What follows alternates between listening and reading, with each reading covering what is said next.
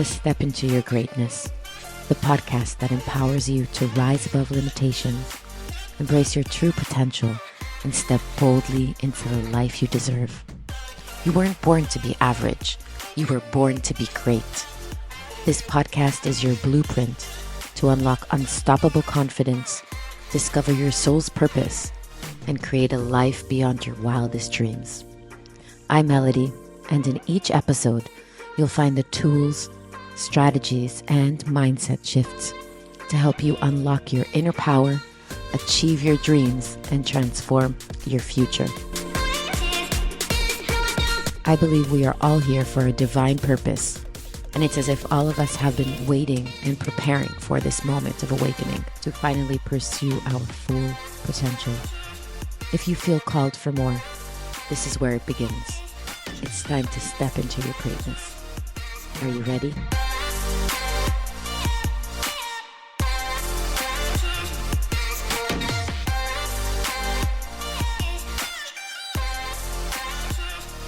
Hello and welcome to the AI Innovation and Business Podcast with Daniel Halbert. Today we have a special guest, Melody Dekel.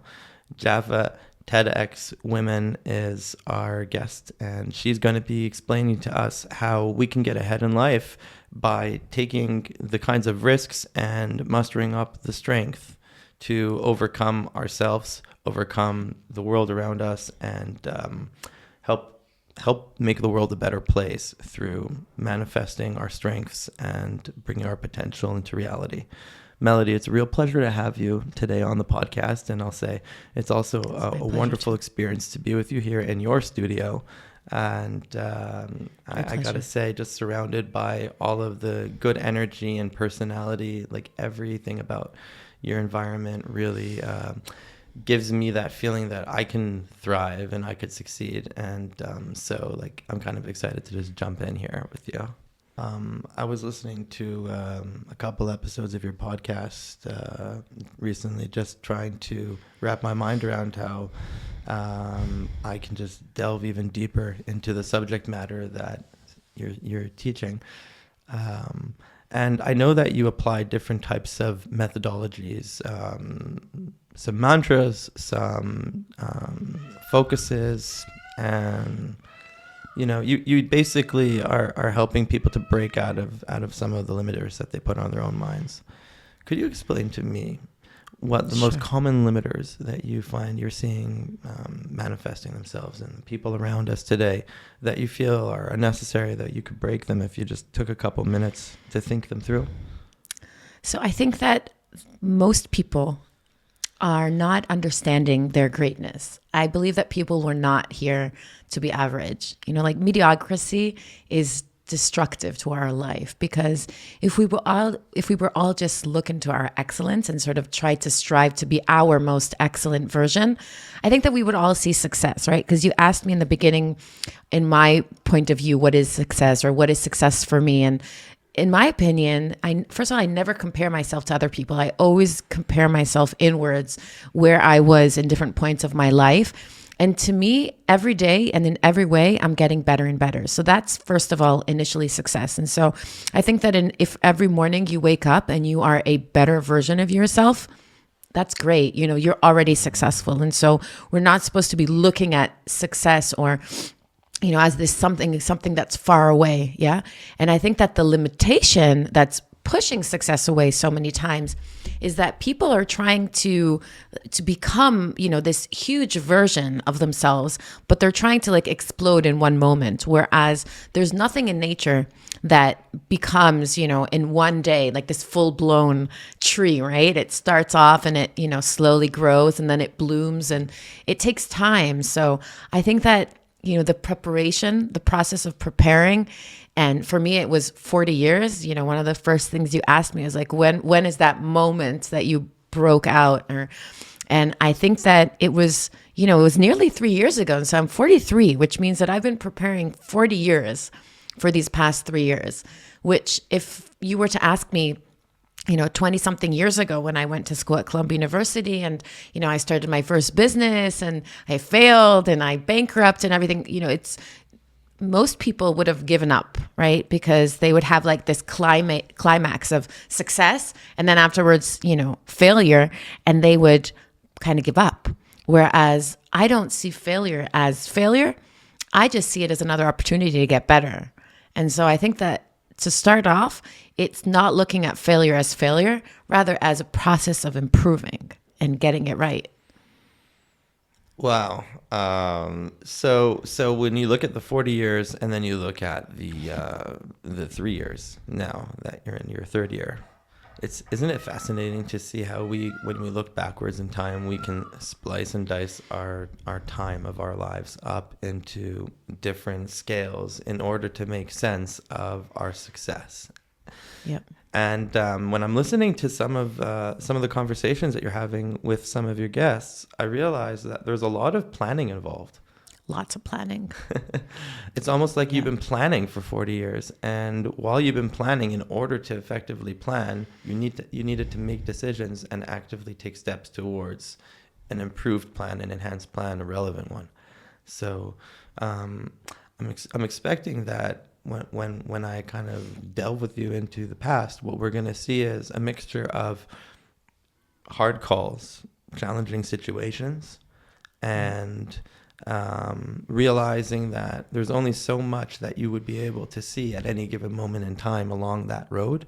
Right. However, you had everything you needed in order to make it to the point that you're at today, which is really phenomenal. It's a miraculous experience, and I think it's something which maybe it's not as uncommon as we think in this world. The trouble might be that we're all too afraid to actually take the leap. But if we just did it, like, we could actually make it happen. And luckily we have people like Melody that are able to actually lead us into the deep waters so that we can get a sense of what it's like. It reduces the scariness of it all, and also can open us up to how we could make better decisions and avoid mistakes, save time, be more efficient in our processes as we push forward on our paths.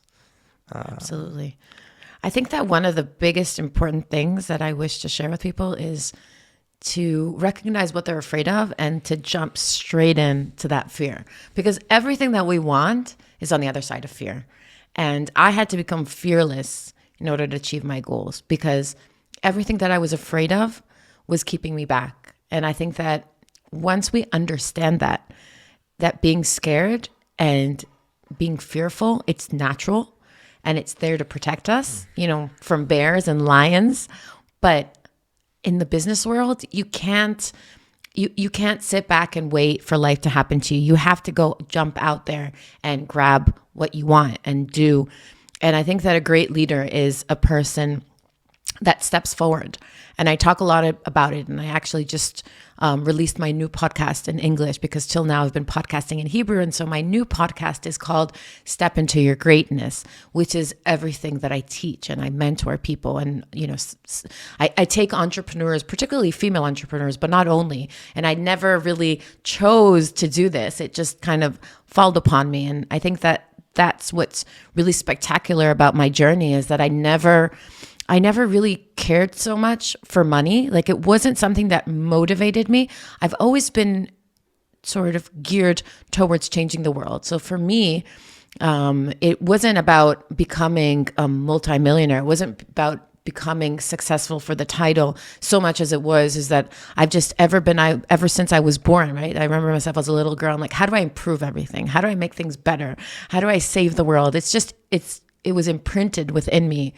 And so I've just always believed that I need to step into my greatness. Nobody's going to push me there. Nobody's going to be there and say, hey, this is your throne, come lead. Rather, it's when hard times come, right? Then that's when great leaders appear. It's those moments of, hardships, moments of, of war and COVID. And like, I literally broke through, and my video went viral, and I kind of like literally became the woman I am today 5 years ago when COVID started. Because till then I was just anonymous, I wasn't making videos and I wasn't talking, and I discovered my voice. I discovered really, I think one of the biggest things I discovered was that the world wanted to hear what I have to say. And, up until then it was just me talking to myself and to sort of my inner circle about how I wanted to influence and how I saw, a better version of the world, and how I saw that there's another way we can live. We can create from our heart, what I call heartrepreneurs. And I'm a heartrepreneur, which means I don't create anything. I don't build any business that's not focused on helping, on creating a better solution for the world that has to do with improving life for people. So, it's not to say that there aren't amazing businesses out there that are focused on money and that are also impacting. But for me, the money or the success is a byproduct of the influence. It's a byproduct of making the world a better place. It's about influencing people and pushing the world forward to a better place. And I think that in the day and age that we are, there really aren't enough people that are sort of dedicating their life to leadership, to true leadership, what it used to be. Leadership once, like if I look back at our ancestors and, the Indians and the chiefs, they were not about the recognition, right? They were about taking care of their people. They were the last ones to eat. They were the last ones, to receive. They were always taking care of their people. And so I really, truly believe that we need to go back to that, because if you look at politicians today and leaders today, that's not the case, right? They have like fat tummies and fat bank accounts, whereas the people are very poor and suffering. And so that's not good leadership, in my opinion. Good leadership is having people that are taking care of their people, their communities, their countries. And so I feel like we've steered so much away, and it connects to business, because business as well, right? You should be taking care of your team. You shouldn't be, leading from the top and be sitting, on cruise ships while your employees and your team are shoving and pushing. You should be down there pushing with them and, giving and making an example. And I think that being a role model is really what it comes down to. And I always focus on being a good role model. And even though I have big teams, I don't expect them to do the work. I do the work with them. And I think that that's very revolutionary, because once, that's how it was, the leader was not somebody above that just sort of like a pyramid style told everybody what to do, but rather they would lead and the people would follow. And I think that that's really what influences how I operate in the business world. It's interesting. So when we talk about leadership styles, there's like different descriptions for different types of leaders. I've heard of the leader that leads from the front, like into battle, and I've heard of a leader that leads from behind, like a tactician. Right. And the wolves, by the way, it's like that. The leader is in the back. The alpha is in the back of the. The alpha's in the back. Yeah, he's protecting. Yeah, it's actually in the front. It's interesting, how the pack of wolves, how they run, because they have, the alpha and the beta. And I always thought the leader is the front, but no, he's protecting from the back. You know what? You had me thinking that when you're dealing with like battle, then you need to lead from the front. It makes sense. But in general, our day-to-day life, we're not really engaging in any kind of physical intercation. As a result of that, our style of leadership shouldn't necessarily be one where we're leading from the front. It could actually be beneficial to lead from behind and be more strategic in your way of thinking. Absolutely. Yeah, I think it really also depends on the personality and what you're leading, But I do strongly believe that we need to be good role models, because I didn't have a role model, not someone or some person that I could look up to and say, hey, well, this is what I want to become. Only later in my life, only in my early 40s did I meet my Kabbalah mentor, I guess you could call him, but he's also a very successful businessman, in his 80s. And he was the biggest influence of my life. Like, he literally turned me into a successful entrepreneur. But he wasn't teaching me business so much as he was teaching me etiquette, and he was teaching me how, all the spirituality that I knew. How does that actually connect? Like, how do you connect that and work with the energy of money? Because I think that the world is divided into two people, right? You have the very, very wealthy, which, by the way, one of the things I discovered recently, which just shook my mind, was wealthy is actually wellness and healthy, right? So if you want to be wealthy, then focus on your wellness and be healthy, and then you'll be wealthy. So it's not, and then there's a difference between being rich and being wealthy. And so I focus very much on my well-being, and I think that it's part of it. And I wake up every morning at 5 a.m. And, I start with meditation and then some exercise, and then I read my affirmations and my goals. And I have like this huge, massive vision board of, my goals for the year. And every day I take a step towards my goals. So I love, crossing out my goals. And I feel that most of my life, I didn't have a plan for my life. I was just kind of stumbling through. I'm like, okay, I need to get a degree. Why? Because somebody told me that I need to, which was a complete waste of time. Although I was a really good student. Yeah, all my life I've been really, and I still am. But aside from having a beautiful degree on the wall, which reminds me that I feel like the actual things that are important in life, if you want to be wealthy and if you want to be successful, it's spirituality. It's how to manage money. It's how to manage people, how to do sales. What's the difference between a liability and an asset, right? Because nobody teaches us the most important things in life, right? We were never taught about parenthood. We're not taught about relationships, marriage, right? We're not taught about sexuality. We're not taught about money. We're not taught about investments.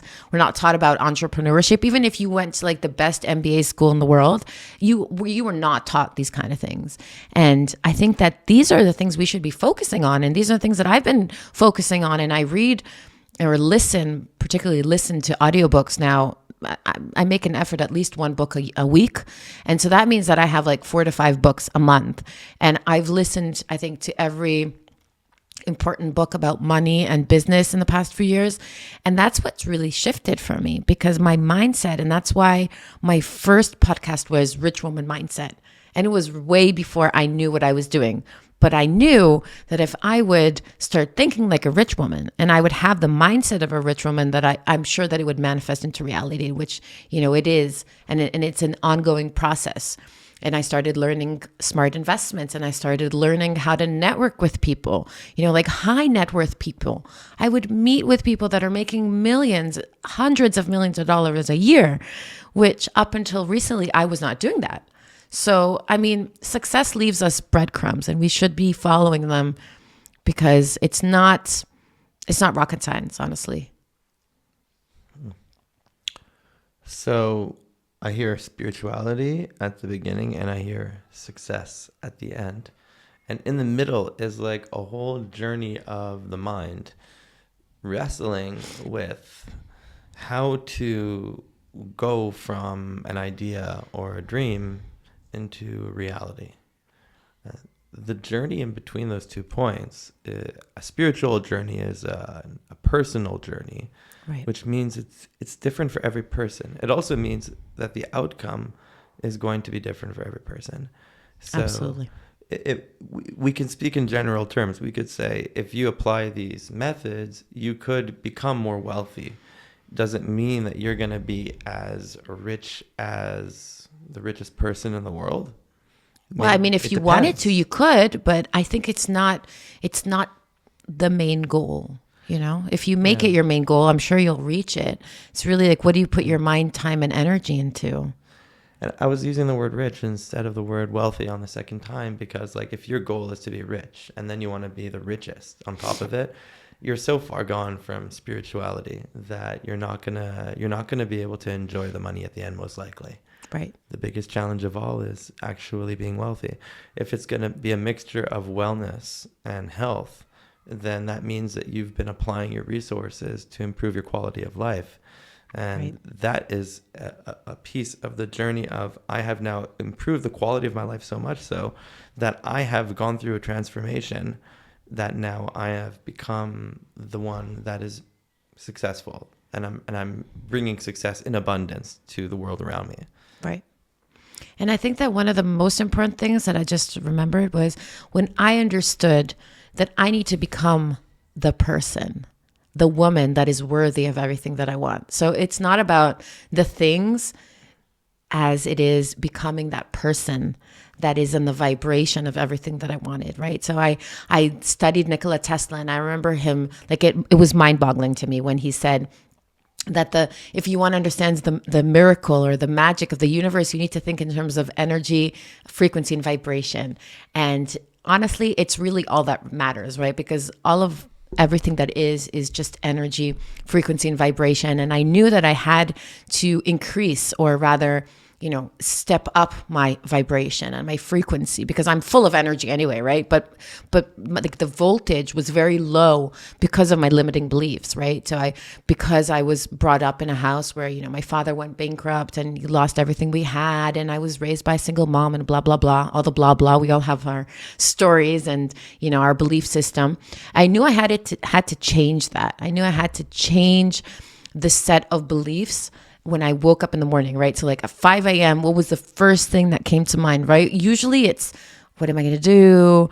How am I going to close the month? All these worries, all these issues. And I knew that I had to get rid of all that. And I needed to step into that version of the human being that doesn't have any of those problems and that is already vibrating as successful. So I was like playing this game with myself. Like, if I were that super successful woman, how would she dress? How would she talk? How would she think? How would she be walking around the world? And that's literally how I started. Like I literally shifted all my reality by just becoming that woman. Like I threw away all of my clothes. I stopped listening to people. And, one of the things, and I think this is a great time to raise it, you asked me about solitude and, the loneliness. And I think that every successful person in life has gone through this, period of solitude and loneliness. And I spend most of my time alone out of choice, because I believe that in order to really transform, like the butterfly, right? You start off as a caterpillar and then he goes into this transformation cocoon stage until the end, as a butterfly.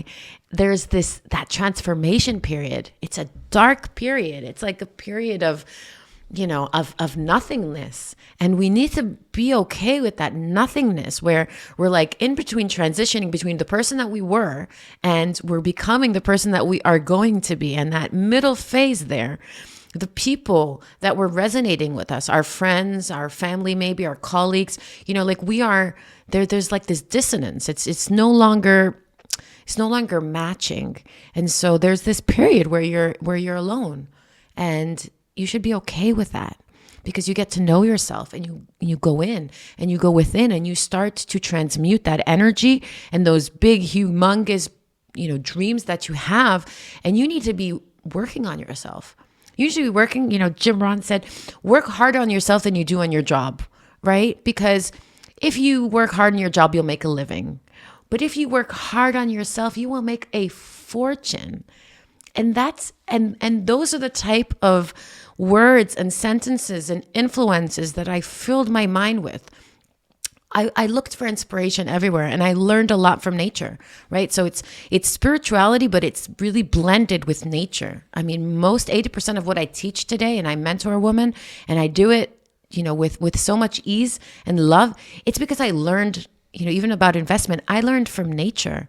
I looked at, Mother Goose, and I looked what happened when she's afraid, and she started to, separate her eggs and started hiding them in different areas. I'm like, amazing. That's what we should be doing with our money. We should be diversifying, in times of scarcity and war and, inflation. We should be taking our money and we should be dividing it. We shouldn't put all our money in one place. We shouldn't be leaving all of our money in the bank. And so I started diversifying. I started looking into crypto. I started learning about Bitcoin and how to mobilize all of my, what I had, which wasn't a lot, but to start crafting, this way of investing. And I'm a very safe investor, but I'm a very high risk entrepreneur. So I think that, a person can look into various, niches, right? You talked about the leader, how there's many ways to make money. There's many ways to do business. But I think that diversification is important, and every single wealthy person will also have, diversified assets. Typically today, I believe in gold, physical and silver. Gold, strategic real estate and in crypto, particularly Bitcoin and Ethereum. So like I believe in diversifying to the new world assets, which is, how I build my brand, which is, new world entrepreneurship and investment. It's not, I'll put my money in S&P and I take a mortgage on my house. Those are, for the most part, a mortgage is an asset unless, you're actually renting out the house and renting your own house. And so like, these are things that we didn't learn. I don't know if you read Rich Dad, Poor Dad, but those are one of the most influential books for me. And it just opened my mind. I'm like, darn, everything I have is a liability in my life. So sometimes you need to lose everything in order to wake up and start building properly. Just amazing, Melody. I need to take time just to apply to everything you're saying. Because I know that I'm going to benefit so much from this, like after the episode's over. True. So I'd like to touch a little bit more on spirituality and how that ties to your success. You mentioned that several years back you bumped into a role model, sage, some kind of spiritual figure that was able to give you some guidance. Could you tell a little bit more about that? So I think that one of the most influential moments for me really is that I stopped asking what I want out of life. I started asking life what it wanted for me, right? Because up until 3 years ago, I had this idea of what I am and who I am and what I'm here to do. But once it was all shattered, right? And I was walking through divorce, and I was walking through, sort of like a modern day bankruptcy, and just everything was falling apart for me. And I remember I was asking, what's the deal here? Why is this all falling apart? And I remember that what I heard inside myself was that everything needed to be cleared out for my new version, right? And there's something magical, I think, that happens to us when we reach the age of 40. And I read about it also, in a lot of different texts, that for a woman the age of 40 and for a man the age of 50, and typically, that's like their moment of, okay, you're done learning, you're done studying, and now it's like time to really implement and begin, the real show. It's like you kind of finish the rehearsals and now it's showtime. And so that's how I felt. I was like, okay, the slate has been cleaned up. I get this fresh start at life. I have everything I've learned. I'm a mature woman. And there was just silence, right? There was silence. And I was like, okay, I'm waiting. I don't know. Like, am I going to be called? Am I going to be told what to do?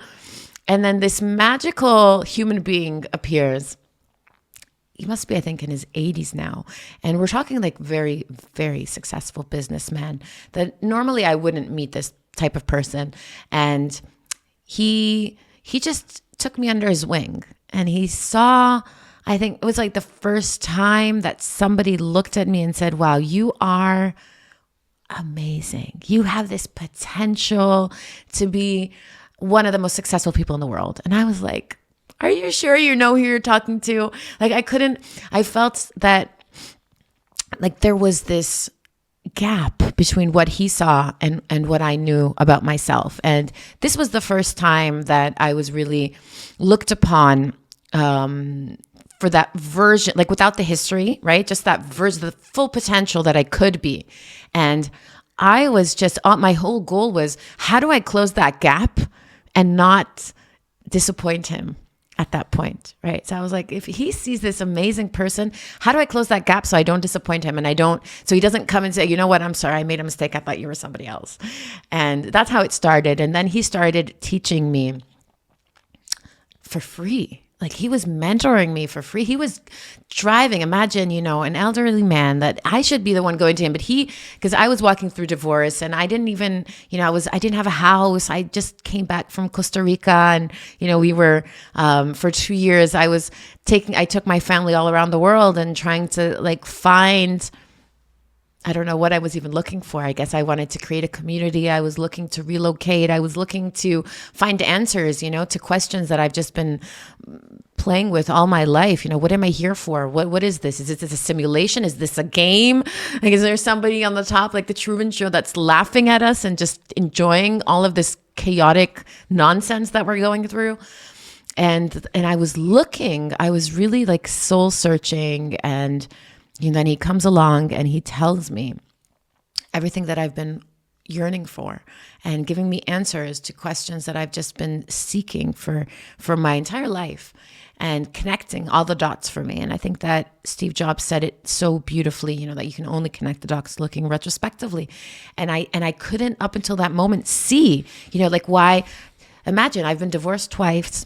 I went through bankruptcy. I've built and lost 4 businesses. I've tried and pivoted so many times, and it was just mind-boggling. Like, why is all this necessary? And he was telling me something so important. He's like, this was your preparation period, right? Because the more you've been prepared and broken down, the more you're ready now to lead, the more you're ready to be like this mega superstar and to help other people. Because if you wouldn't learn and go through all these things, like I've developed hardcore resilience, right? And most people don't know what resilience is, because it's not going through things and like overcoming them. Like resilience is literally learning how to enjoy walking on fire. It is going through pain and learning how to dance with it. It is going through hardship and going through failures on a daily basis and smiling and saying, yeah, I got this. Show me what else you got. And that is not something that's possible for a normal human being. So like I've been literally pushed and shoved through every single hardship a human being could literally go through, only to prepare me for the real thing, which is what I'm doing now. And like, how could I ever imagine even saying that I want to, for example, the people ask me all the time, how did you get to be involved in TED, right? So this amazing TEDx Woman event, TEDx Jaffa Woman event that I co-founded and co-organizing with 2 wonderful partners. And I tell them, it's only possible because I was so broken down that all I had left was a dream, right? So I had nothing to hold on to but a dream. And my dream was to stand on the red carpet and, as time went by, I was looking for an event to give a TED Talk, because that's all I really wanted, right? For years, I just wanted to give a TED Talk. I didn't know what I was going to talk about. But I realized that when the time will be right, and I had this like on my goals list for at least 5 years, TED Talk, TED Talk, TED Talk, right? So it's not a coincidence. But the magnificent part is that I wanted to give a TED Talk. I never thought I would be organizing a TED event, right? So like that's how amazing God is, right? So like let go and let God, that's actually what it is. It's having a dream, but letting go completely of the how. That's God's job. That's the universe's job. We are like these tiny little human specks beings. We don't really call the shots here, right? So whether you call it, God or Jesus or Allah or just, the universal intelligence, it doesn't really matter, yeah? What matters is that we don't call the shots. We're not doing anything. We're being done, right? Wayne Dyer said that, and he said it so beautifully. We're not doing anything. We're being done. It's the Tao. It's the art of being. We're not human doings. We're human beings. And so all you need to really do is have that dream and let go of the how. And one day, out of just pure inspiration, I was sitting here with somebody interviewing a wonderful person that's also, a great entrepreneur and activist and everything. And I, doing my research on him, I saw that he gave a TED Talk. And so I asked him, I'm like, hey, can you somehow connect me? Like, I would love to give a TED Talk. Can you connect me to the organizers? And I was looking online, and there wasn't an event for like over 5 years, right? So there was no event to give a TED Talk. And so I reached out to her, right? I told him, can you give me the number? And I was brave. And there's one thing that I learned researching thousands of successful people. There's one thing that they have all in common, and it's sense of urgency. They all have a sense of urgency, right? So like I literally got her number, and if I would have waited, I may have got cold feet. or I may forget, or I don't know. Like I didn't wait. I act upon my urge, and I sent her a message, and it was like, I think like a 3-minute long voice message. And, she responded, and she was just lighted up from my energy. And I think that there's something magical about our passion. Passion is what creates. It's that fire. If you have fire within you and you have, that sense of urgency, that's it. That's all you need. Right? Anybody that has those two things, has the fire and the passion, the sense of urgency, that's all you really need to succeed, because God will figure everything else out. Like we'll line things out for you, but you need to act. So most people, they just dream, they want, they wish. I don't want and wish. I do. I think, I say, I do. I take aligned action. And I think that's the magic sauce, just taking aligned action. You want something, you do it. And then the rest you leave to God. Wow. It seems to me like you have a tremendous amount of faith. I mean, it's so hard to let go. That's like, everyone wants to believe, okay, we're human beings, but we focus on doing because it's something tangible that we can measure. And so we're all struggling to try to figure out how to measure our success. We're looking for that positive affirmation that our work is actually meaningful. And you're saying that when you stop looking and you start pursuing, that's when you lose track of what's going on behind you, what happened in the past. Exactly. And now you're meeting your future. You're becoming the person that you can't become until you're with yourself at the pinnacle, at like the apex of your own consciousness. Exactly. That's stepping into your greatness. That's choosing every day to be that amazing, extraordinary version of yourself. And you don't need any proof of that. You just strive. You strive. You look forward. You don't look backwards. It doesn't matter how many times. Do you think a kid that starts walking and it falls and he gets up and he falls, do you think he cares that he falls a million times? He doesn't stop. He knows that he's eventually going to walk. He's eventually going to run. I mean, why do we worry so much about the process? Just, I'm not nervous anymore. I just enjoy, I jump in. I'm like, okay, whatever happens, it's going to be good. Even if this doesn't succeed as I planned, I still enjoy it. I have fun. And I think that's one of the things that people forgot. They stopped enjoying the process of the becoming. They're like so focused on, who am I going to be? I want to be there already. I want to get there. I want to get there. When am I going to get there? And I'm like, screw that. Just enjoy the becoming, because that's actually life, right? Because and these are all these videos that are so heartbreaking sometimes, right? Like showing people like all their life, they're working, having kids, babies, blah, blah, blah, blah, blah, blah, blah. And then that's it. And they wait till they're like 60, 70 for pension, whatever the hell that is. I don't know who invented that stupid word. Yeah. And they're just too old to even enjoy the money that they've been saving. And I personally said, screw that. I'm not waiting. I'm living now. I'm living in the now. And there's a reason why it's called present, right? There's future, there's past, but there's present. Why? It's a gift. You only have the right now. You only have the now, the power of the now, right? Eckhart Tolle, the power of the now. There's only this right now. Me and you are sitting here right now. What do you want? What do you want to achieve? Just one thing. Focus on that one thing today, right now. See it as it already is. Feel the excitement of already having it. That's the magic. It doesn't matter what happened. What happened is gone. It's dead. So I don't know if it's possible to feel the intensity though, but when you're watching, you're listening to this recording, there's a tremendous amount of power that needs to go into every statement that Melody's making.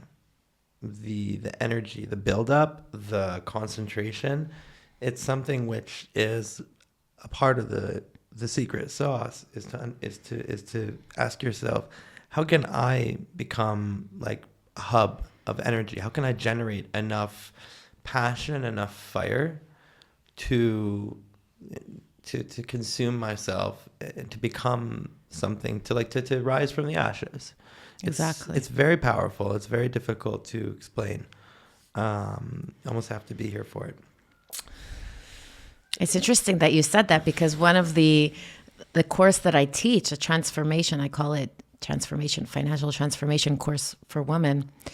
And the logo is actually the phoenix. And I called it Emerge because I am a result of, being burnt in the ashes, and I'm a phoenix. And I believe that truly in my heart that if we embody that energy of transformation and we look at our life as like this story unfolding, and we are the hero of our story. And I always think to myself, every time something bad happens, I'm like, can't wait to see how this turns out, right? Instead of looking, oh, darn, how did that happen and why? And it's changing your mindset, right? It's just changing the way you look. It's the perception that changes, right? Because everything is, either objective, subjective. It depends how you look at it, right? So it's how we view things. That's what actually infuses the thing that upon we're talking or thinking about. And so when I look at something, I don't see it as positive or negative, right? I just see it as it is. We don't know if it's good or bad, but I get excited about how it's going to unfold. And another sentence that it stayed with me, Wayne Dyer's sentence, that when the things that you look at, when you change the way you look at things, the things you look at change. And when I understood that, I was like, wow. Even dating, I think it's a wonderful example because I think dating and entrepreneurship are very, very similar. And it's interesting that once I started to succeed in entrepreneurship this time around, I also finally succeeded in finding, who I believe is my soulmate. And it was when I let go. It's when I let go, and it's when I stopped trying, and when I stopped being somebody that I'm not just to achieve, right? It's just being you, uniquely and authentically, and just it's amazing because I literally was in an app for 10 minutes and I was the entrepreneur and I initiated and I wrote him. And so I think that, if are there any women here that are listening, you don't need to go on 60 dates and you don't need to wait for somebody to initiate. If you feel alignment, then take aligned action. Sometimes it's all you need. It's just like one message, 10 minutes in an app, and that's all it takes. So part of the shift in your life and the positive is you see an increase in your wealth, you see an increase in your health, in your happiness, and also in your dating life. Right. We were speaking about this also earlier, that because there's an element of loneliness in entrepreneurship, it seems kind of counterintuitive to believe that as an outcome of that sacrifice you made to actually be out in the world and socializing, you spent focused on yourself and on developing yourself, actually led you to a very quick 10-minute interaction that closed the gap on a very important part of your life. So once again, we can see how just like 40 years leads to 3 years of tremendous transformational success. We also can see it happening not just once, we see it happening multiple times. And it's like lightning strikes twice. Like lightning doesn't just strike once. And so once you get yourself into the right frame, you can expect that it's not just like, Melody got to this great point in her life where she was very self-confident, and then all of a sudden she started slaying it. She started going out there and pushing and forcing her way to success. No, she let go. She found a way to find herself within the chaos of the way the world was going around her in the most challenging times. And as time went on and events improved, she was able to take that energy, that power, and she was able to push it forward even further. And it's something which is the proof. Aside from the proof of how many digits you have in your bank account, the real proof of your ability to transform and become someone greater is when someone else starts to invest in you. It's true. When they see you and they say, setting aside all of the elements of your personality that make you so great, now we're looking at the whole. And the whole person is like, and here you say like mushlam, you're wholesome, to be wholesome. So, I love that word, wholesome. It's a beautiful word. and wealth and health and wholesomeness, those are all going together with success. Right. And another great sentence is, first of all, thank you. That's makes me so emotional. Success is not something that you achieve. It's something you attract by becoming attractive, by becoming, that sort of embodiment, right? And I believe that greatness and excellence are that goal. I always try to be excellent in everything that I do. And I think that if we would all just try to be excellent, the world recognizes excellence, right? So like I started recording, and I didn't know that anybody would want to listen to me. But then, we started getting messages coming in like, oh, wow, you changed our life. You changed my life. You changed the course of my life. And because of you, I've done this and that. And, I was so emotional about it because I couldn't imagine that, that would be like the turning point and into my entire career shift. But I just knew that I needed to get it out of me, right? That I wanted to influence. And I think that one of the most important things is that I wanted to be of service. And being of service is not working. Being of service is understanding that you are a piece of the puzzle, right? So I don't believe, and it doesn't matter how many millions or gazillions I'll have in my bank account, I will not be a different person. I will still be the same human being, right? That wants to be of service. I won't stop being of service. And I think that that's really important because people always think, oh, well, I'm going to have a lot of money. I'm not going to work.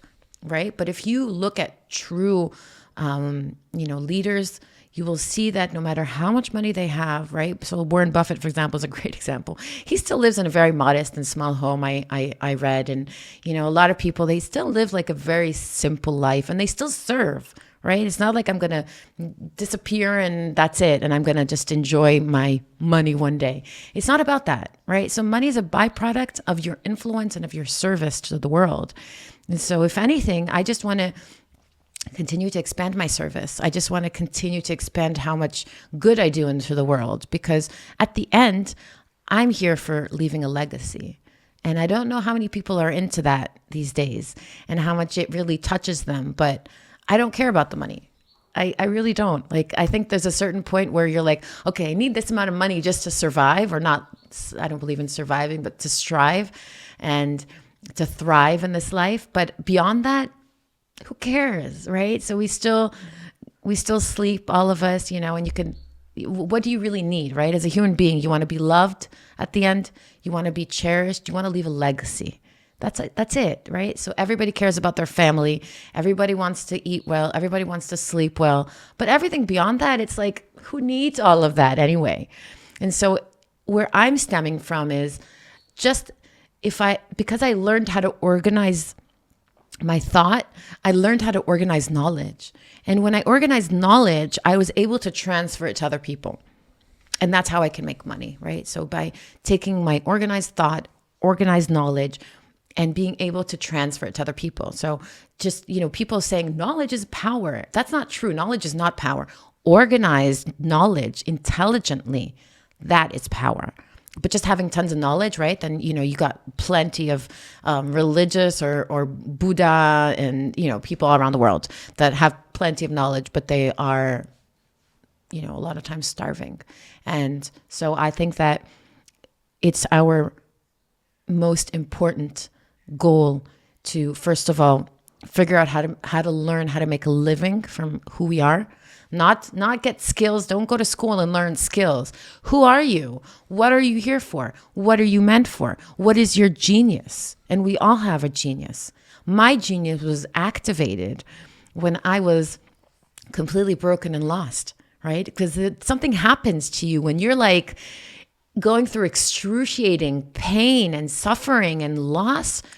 Something's activated. It's just like, when you're running from a bear. You can run 10 times faster than you can usually run, right? It's like something is activated. And so it's not like I'm promoting, go through despair, but yes, pain is important. Breaking is important, because if you think about everything in nature, you need to have that friction, right? Crystals, just everything, birth, transformation of the butterfly, plants. Bamboo is a wonderful example, right? It grows almost completely underground. And then, in Costa Rica also, it's one of the things that I discovered. It takes 60 days and it just shoots up to the sky. But it was like growing for such a long time underground. But then in 60 days, it shoots up. And I thought, well, that's wonderful. That explains my 40 years preparing for these past 3 years. So people are looking at me and they're like, wow, what happened to you? I'm like, I've been preparing. You are on your preparation phase. It's like understanding, where are you, right? For success is a byproduct of sort of going through all of the phases, right? So you have like the germination and the growth period. You don't expect a flower when you put in the seed. You don't expect to see the flower the day afterwards. So why are people expecting results so quickly, right? It's like, you have to go through all of these processes, just like there's 4 seasons in the year. And so, we're heading into spring. Spring is a wonderful time for growth, right? And then, harvest is going to be around in the fall. So you don't expect to harvest in the summer, right? Just as you don't expect in the winter to be blossoming. And so I think that going through these phases of life, right? So the dark night of the soul, that's like, there's been songs and poetry written about it.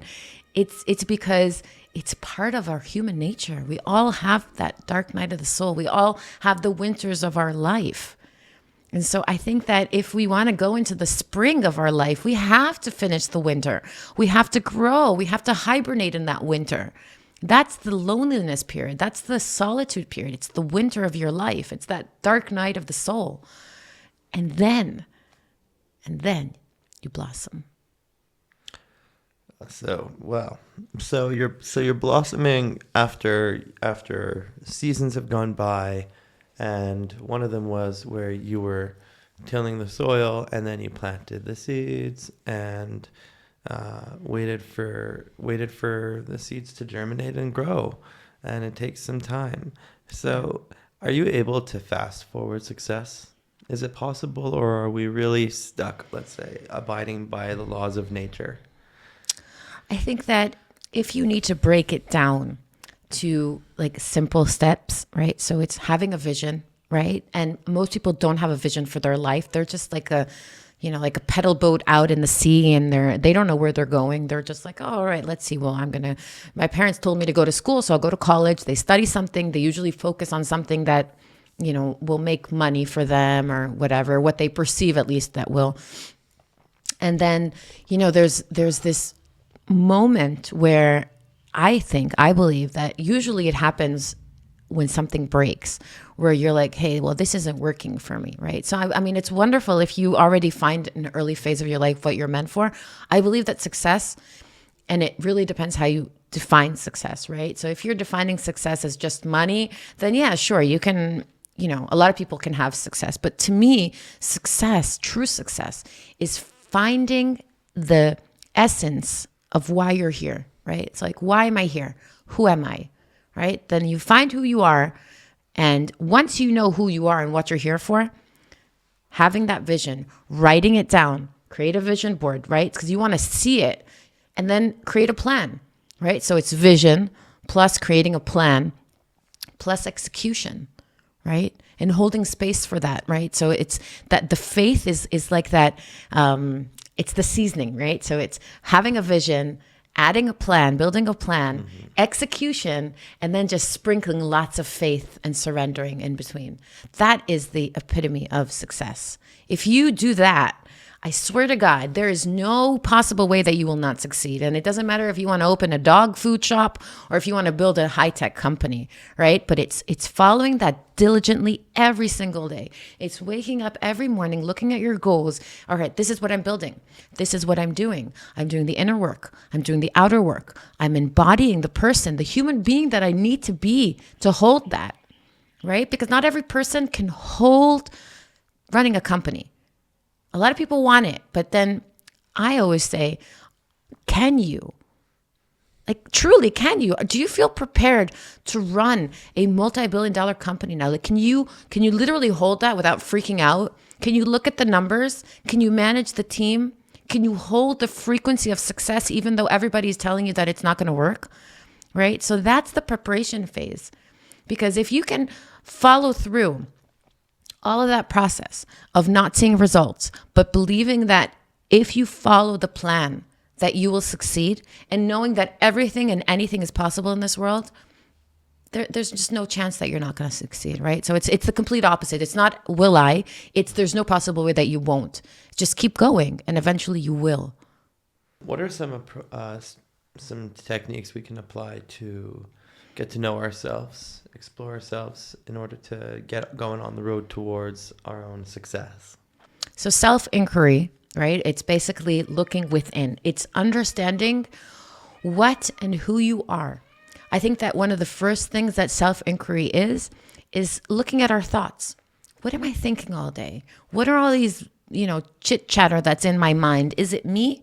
Am I my thoughts? And of course, we're not our thoughts, right? So our mind is an entity that is outside of us. It's not our brain, right? And a lot of people think that brain and mind are the same, but they're two different words, right? So the brain is like that electrical activity thing that's here inside, which sends, neurons are firing and everything. But our mind is like a spiritual construct.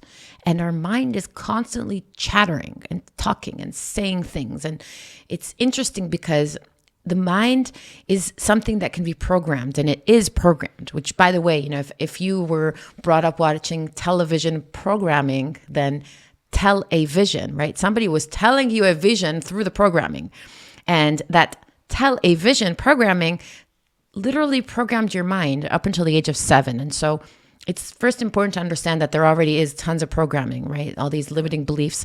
So what you need to do is first to deprogram yourself, right? And that's done typically by, affirmations and meditation and just literally telling yourself a new story, right? So that's like the beginning. It's first of all like deprogram, because you can't discover who you are without shutting this up. And once you begin quieting down the mind, then you can start listening to your heart, because there's a quiet voice inside of us, and the heart, it's almost silent, right? So if this is so loud, you can't hear that inner voice. And that inner voice, when this is quiet, then it'll sort of say very silently, like, go record a part, go talk, go speak with that so and so, or go draw. Go to the beach. Like, you'll just hear like little small little things. Yeah. It could be prompts. For me, it was just always melody talks. And I was like, what is that? What does that mean? I didn't understand what it meant. For me, it was just like, I felt crazy at times, right? Like today, but again, I can only understand retrospectively.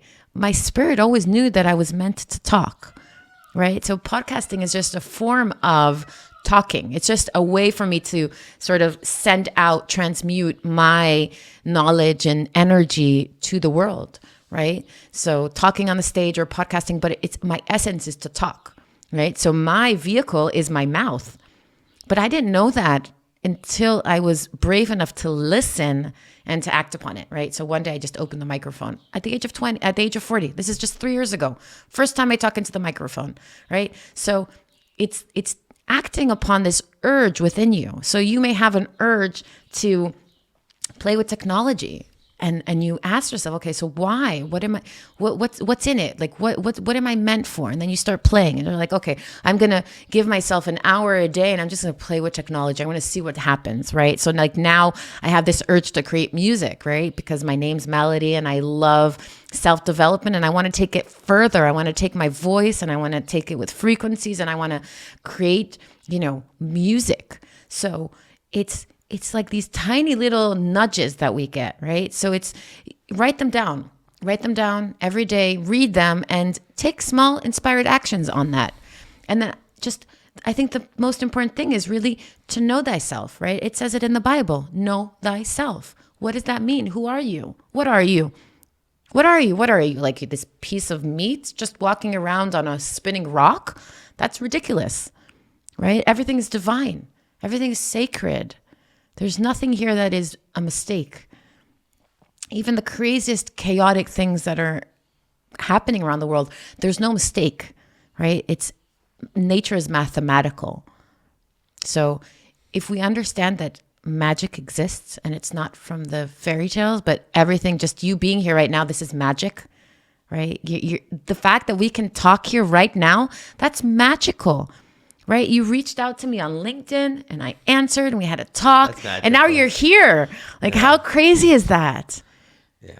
Right? So it's you saw me, you reached out, I answered, I reciprocated, we talked, and here we are. So do you understand how inspired action can become reality? And even if it's just in a small, tiny thing, and you don't know how this is going to play out, right? You don't know how this is going to influence your reality. And so at the end, we're just human beings.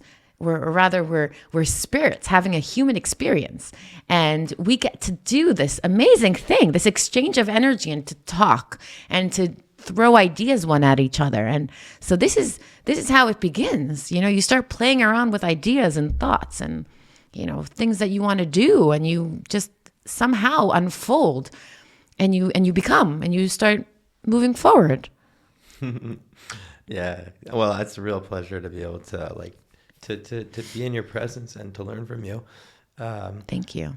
I feel like maybe the viewers can experience, like, I'm trying to grow while I'm talking to you. Like, I'm trying to find, like, in myself, what's my path forward? How am I going to walk away from this episode and become a better person? I know I'm actually trying to apply a lot of the things that you're saying. I don't always use the same terminology because I haven't read as much as you, perhaps. But also my experience, the way that I kind of described some of the things the way I subjectively experienced my own life, I used certain words, and then I found that other people were using those same words in a different way. And when I tried to communicate my challenge and my struggle and how I was anticipating my overcoming it, sometimes it was misunderstood simply because the words I was using described to that person something different than what I was actually trying to convey. And funny thought is, I might have actually felt, let's say, more motivated and empowered to push forward with my own success sooner in my life if I had done like one of two things. I think a lot of people say to themselves, just keep your mouth shut and just push forward, and don't give anybody the opportunity to doubt you, and don't doubt yourself, and succeed. It seems to me like that's what a lot of people do. It doesn't seem to be like the highest level of living. I think there's a level above that where we're speaking about here. I have disconnected myself from the approval, from the desire for the affirmation from the others. I now seek my own affirmation. I now seek my own wholesomeness. I want to understand how, by me being myself, by somehow understanding what that even means to be myself. Like, there's the brain and there's the mind. Right. And the brain is just action potential. It's electricity. It's chemistry. And it's facilitating this sacred sanctuary, which is the mind, that is where we somehow digest or process, like, the equivalent of like food in the real world. Like, we're processing thoughts in our minds. Exactly. So I feel like what we haven't said, which is also true, and it might be a good way to kind of close the circle here, is, could you talk about the kind of spiritual purification, the way that you go about addressing your own mind, your own thoughts, recognizing that it's kind of like a sacred mental construct. How do you curate that space? How do you tend to that inner space? And what does it mean to you? And how do you want to see it come to fruition in the future? One of the most positive things that I've learned is to treat my mind like a botanical garden, which means that I water and I sort of pull out, the weeds, and I give plenty of love to my garden, which is, I think, the basis of being a happy human being, because there's like 10,000 thoughts going through, right? It's like a train station up there. And we're not always aware, right? Because it's our subconscious, which is feeding this mental construct, which we call the mind. And so I always make sure that if I am aware of something negative going, and or rather, let's put it the other way around. If I feel a negative emotion, and that's easier to really come upon, right? Because this is just like a train station, right? But if I start feeling like a bad emotion, I'm like, oop, wait, what was the last thought that I had? Right? Because most of us are like typically neutral, okay? Neutral. And so there's like highs and lows, all right? And so like the baseline is neutral. It's just like, I'm hungry, I'm tired, blah, blah, blah, blah. But then, there's like, shit, how did I forget to bring my computer, right? Which you can use this as a perfect example. You forgot to bring your laptop. And then typically, right, the old Melody would say, how stupid was I? How did I do that? How do I look? What's going to think? What does it mean about me? Like all of that blah, blah. It's horrible, right? And then I'm going to feel horrible. And then that negative energy is going to convey onwards to the person that I'm sitting with. And then like everything is just going to be touched by that negativeness, right? So I would eventually, right? How did I train myself to stop this momentum, right? So I would feel bad. I'm like, okay, wait, let's see. What was that thought that I was thinking? I was like, oh, you forgot your computer, stupid you.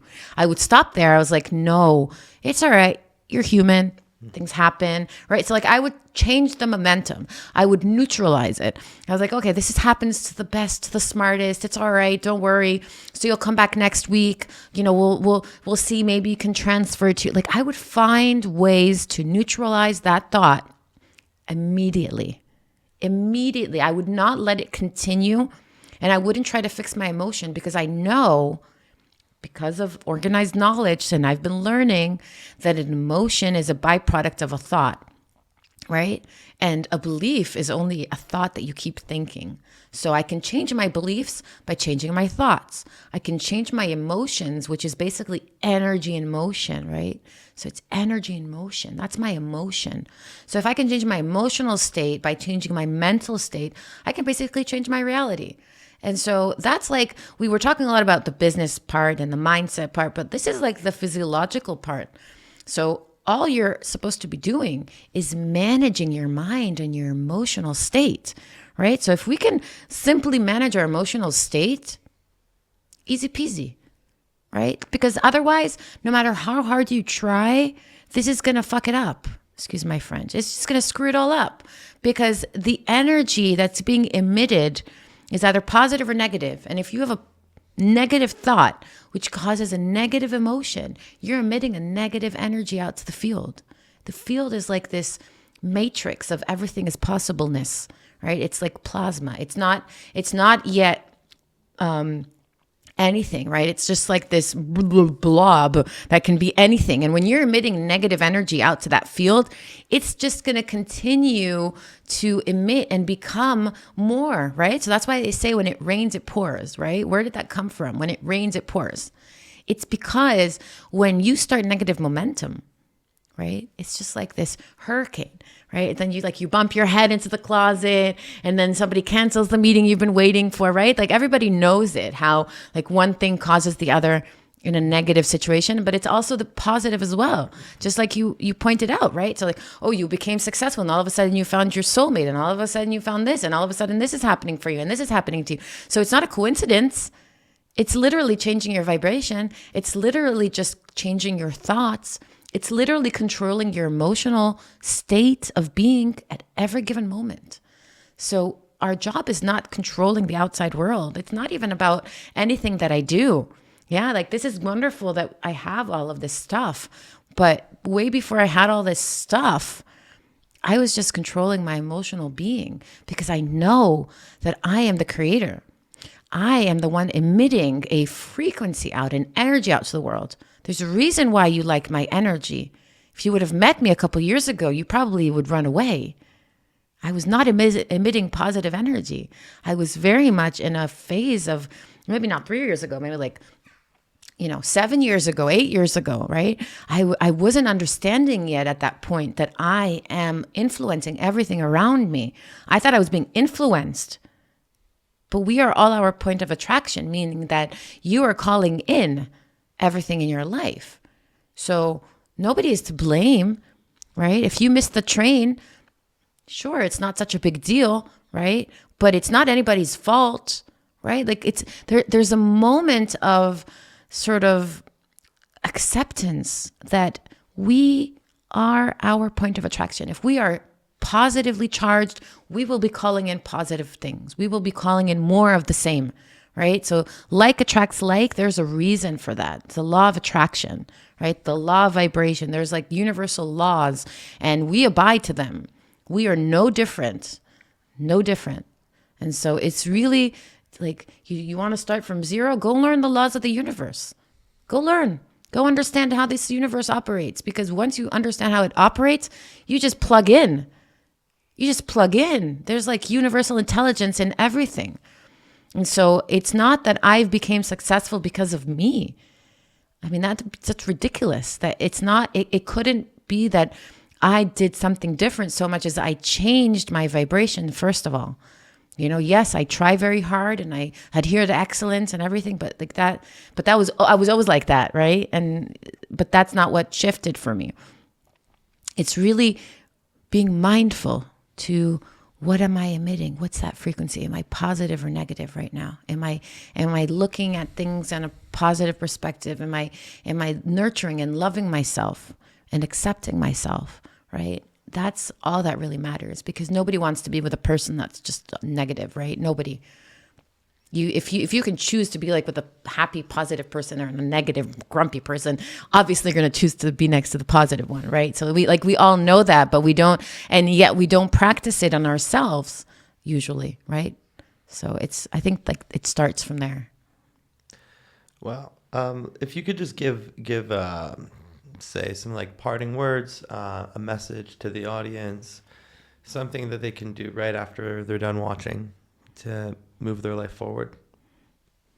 I think the first thing I would do, if you don't know yet what your mission, what your goal, what your essence is in life, like just stop everything you're doing and sit down with yourself and write down all the things that are coming up that you wish you could do. Just start writing down, start writing and looking. And then once you're done processing it, there's a beautiful method called Aikaigi. It's a Japanese method of finding your essence, your dharma, your destiny, whatever. There's many words for the same thing, but basically these three pillars are, what do I love? What am I good at? Second one is, what does the world want for me? What does the world want for me? And the third one is, what is that thing, right, that I'm very good at and I love that the world wants for me? And the third one is that they're willing to pay me for, they're willing to compensate me for, they're willing to provide me value for this, right? So that could be like if you love filming, right? So, okay, excellent. Where does it play that people, look into your life? Where do you see people coming and asking for you? What is that thing that you can't help but not do, right? And everybody has that. What's that thing that you can't help but not do, right? For one person, it's just, looking and researching and studying and coaching. And, for me, it was that. It was having these conversations, these empowered conversations, which I was, once I would just have them, with my neighbors and people. And I learned how to really harness the essence of it. And I learned how to make money out of it. And I learned how to make a business out of it. And I learned how to make a living and a meaningful contribution to society and of service, right? So this can be done by starting every morning, meditate, quiet your mind, write down 10 things that you're grateful for. Think about 3 people that are, giving you a hard time in life. Send them love. Sit down for 5 minutes and just come to silence, just not thinking about anything. Ask for guidance. Ask for guidance. What does the universe want from me? Thank you. Melody, thank you so much. I appreciate it. Thank you for all being here and listening, and I wish you all the best.